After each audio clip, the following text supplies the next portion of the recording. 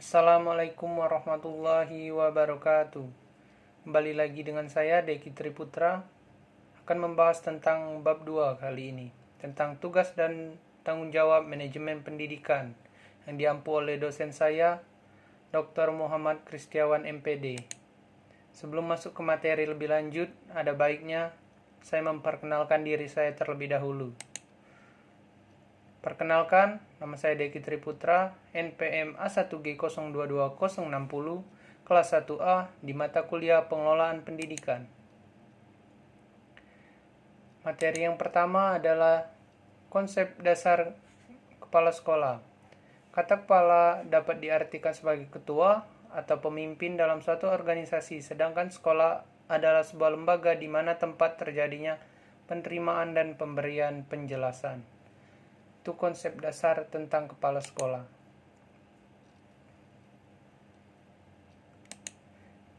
Ada apa aja sih syarat-syarat menjadi kepala sekolah? Untuk kualifikasi umum meliputi sekolah atau madrasah. Yang pertama, memiliki kualifikasi akademik sarjana atau S1 atau diploma 4. Pendidikan atau non-pendidikan pada perguruan tinggi yang terakreditasi. Yang kedua, pada waktu diangkat menjadi kepala sekolah berusia setinggi-tingginya 56 tahun. Jadi, di atas 56 tahun itu tidak bisa. Yang ketiga, memiliki pengalaman mengajar sekurang-kurangnya 5 tahun menurut jenjang sekolah masing-masing, kecuali di taman kanak-kanak atau Raudatul Atfal atau TK ya. Memiliki pengalaman mengajar sekurang-kurangnya 3 tahun. Yang keempat, memiliki pangkat serendah-rendahnya golongan 3C bagi pegawai negeri sipil dan bagi non-PNS disetarakan dengan kepangkatan yang dikeluarkan oleh yayasan atau lembaga yang bersangkutan. Dan selanjutnya, kualifikasi untuk khusus kepala sekolah atau madrasah. Untuk bagian yang pertama, kepala sekolah taman kanak-kanak atau Raudatul Atfal. Yang satu berstatus sebagai guru TK atau Raudatul Atfal. Yang kedua memiliki sertifikat sebagai guru TK atau RA. Yang ketiga memiliki sertifikat kepala TK atau RA yang dikeluarkan oleh lembaga yang ditetapkan oleh pemerintah. Dan yang kedua, kepala sekolah dasar berstatus sebagai guru, memiliki sertifikat sebagai guru, memiliki sertifikat kepala sekolah dasar yang dikeluarkan oleh lembaga yang ditetapkan. Untuk kepala sekolah menengah pertama atau SMP, yang pertama berstatus sebagai guru, yang kedua berstatus sebagai guru SMP juga, yang ketiga memiliki sertifikat kepala sekolah atau itu. Untuk SMA hampir sama saja dari TK sampai SMA dan sampai ke juruan atau SMK. Oke, kita lanjut langsung ke bagian 3. Di ciri-ciri kepala sekolah efektif. Kita memiliki ciri-ciri kepala sekolah yang efektif, yaitu yang pertama, memiliki pemahaman yang luas terhadap sekolah yang dipimpin, terutama mengenai keteraturan sekolah, kesesuaian situasional, dan perubahan-perubahan yang terjadi. Dan yang kedua, sulit mengatakan tidak untuk membantu para siswa dan guru agar tumbuh dan berkembang. Yang ketiga, memiliki kemampuan mendengarkan. Dan yang keempat, senang bekerja sama dengan orang lain sehingga orang lain tersebut dapat berhasil. Yang kelima, toleran terhadap situasi ambiguitas dan memahami bahwa budaya sekolah terus berkembang sepanjang waktu. Oke, masuk ke bagian selanjutnya tentang kepala sekolah. Tugas dan tanggung jawab kepala sekolah. Tugas dan tanggung jawab kepala sekolah atau manajer pendidikan yaitu harus mengalami perkembangan dan perubahan baik sifat maupun luasnya sesuai dengan pendidikan di negara Indonesia.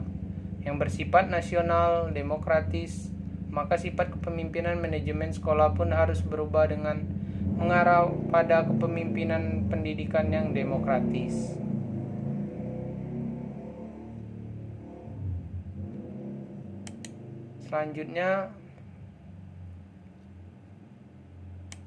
Selanjutnya fungsi kepala sekolah sebagai manajer. Ada 8 fungsi. Yang pertama dengan melalui orang lain, yang kedua dengan waktu dan sumber yang terbatas mampu menghadapi berbagai persoalan, yang ketiga bertanggung jawab dan mampu mempertanggungjawabkan, yang keempat berpikir secara realistik dan konseptual, yang kelima sebagai juru penengah, yang keenam seorang politis, yang ketujuh seorang diplomat, dan yang kedelapan mengambil keputusan yang sulit. Harus memiliki jiwa kepemimpinan ya untuk menjadi kepala sekolah menurut manajemen pendidikan. Oke, kita masuk ke peran kepala sekolah. Kepala sekolah yang berperan sebagai administrator memiliki 10 peran, yaitu yang pertama peran pribadi, peran kepala, peran pemimpin, peran penghubung, peran pengetahuan supervisi, penabur pengetahuan, juru bicara, peran dalam mengambil keputusan, wiraswastawan, pemecah waktu, pengalokasian sumber daya, dan perunding. Secara garis besar, pemimpin pendidikan memiliki 3 peran utama, yaitu sebagai berikut. Yang pertama, peran kepemimpinan kepala sekolah. Dalam peran kepemimpinan kepala sekolah merupakan kunci dalam membentuk kultur sekolah. Kepala sekolah harus dapat membentuk budaya positif di mana staf berbagai pengertian dan memiliki dedikasi untuk peningkatan sekolah dan pengajaran. B. Kepala sekolah harus dapat menjalin hubungan dengan kelompok internal dan eksternal. Kelompok internal seperti pengawas sekolah, pengelola pendidikan pusat, dewan sekolah, teman sejawat, orang tua, masyarakat sekitar, guru, siswa.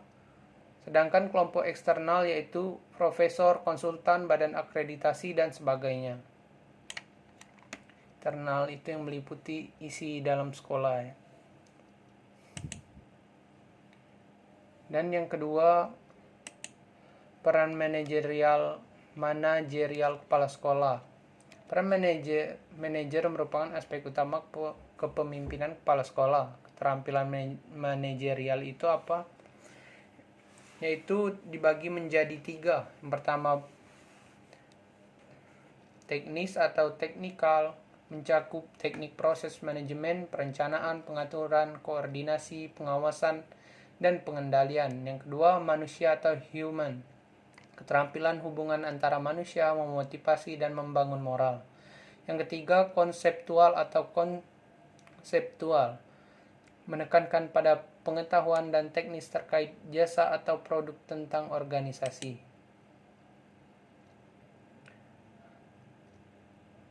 Dan yang ketiga, peran kurikulum pengajaran kepala sekolah. Bidang kurikulum pengajaran hendaknya menjadi prioritas kerja kepala sekolah, sehingga dapat meningkatkan mutu pendidikan di sekolahnya. Ada 6 peran kepala sekolah di bidang kurikulum. Yang pertama, menjamin kualitas pengajaran. Yang kedua, mengawasi dan mengevaluasi pengajaran. Yang ketiga, mengalokasikan dan melindungi waktu pengajaran. Yang keempat, mengkoordinasi kurikulum. Yang kelima, memastikan isi mata pelajaran yang disampaikan. Yang keenam, monitoring kemajuan siswa. 6 peran penting tersebut menggambarkan suatu contoh kepala sekolah yang efektif. Jadi untuk menjadi kepala sekolah yang efektif memiliki 6 konsep ini dalam peran kurikulum. Dan yang selanjutnya, terima kasih. Jika ada kesalahan, saya mohon maaf.